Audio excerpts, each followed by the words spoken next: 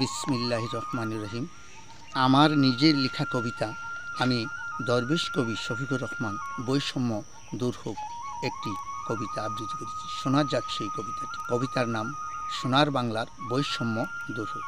সোনার বাংলার সোনার মানুষ, সোনার ফসল ফলব, বৈষম্য দূর হবে সবার কাছে বলবো।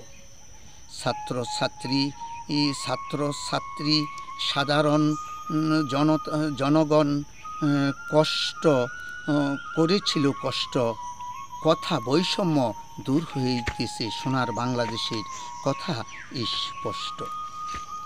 বৈষম্য রাখব না আমরা সবাই সোনার বাংলাদেশি, বৈষম্য রাখব না আমরা সবাই সোনার বাংলাদেশি।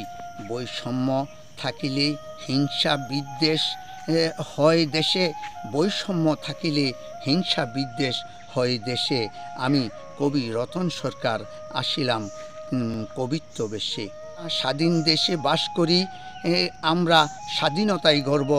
আবু সাইদ ছাত্র বাই শহীদ হয়েছে, আমি কবি রতন সরকার সবার কাছে বলবো। নিরীহ মায়ের বুক যারা তোমরা গুলি করেছ খালি, তোমরা জেনে রাখো চিরদিন তোমরাই পাইবে গালি। মায়ের যখন হয় কান্না, মায়ের চোখে যখন হয় কান্না, ওই সন্তানের জন্য যে করেছিল রান্না। মায়ের বুকে যখন উঠে কান্না, বৈষম্য দূর করার জন্য যে সন্তানের জন্য মায়ে করেছিল রান্না। এখন তো আর সেই সব ছাত্রছাত্রী ভাই বোনদেরকে মারা আর পান না। বৈষম্য দূর হবে সোনার বাংলাদেশে, এই কথাই রাখলাম আমি সবার দেশবাসীর শেষে। ভাঙচুর লুটপাট আমরা ভাই কেউ করব না ভাই, ভাঙচুর লুটপাট দেশের সম্পদ আমরা কেউ করব না নষ্ট।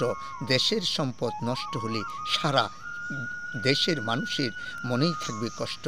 বৈষম্য দূর হোক সোনার বাংলাদেশে, আমরা হিন্দু মুসলমান বৌদ্ধ খ্রিস্টান সবাই চলবো মিলেমিশে। আল্লাহ হাফেজ। সকলকে আন্তরিকভাবে ধন্যবাদ। আসসালামু আলাইকুম ওয়া রাহমাতুল্লাহি ওয়া বারাকাতুহু।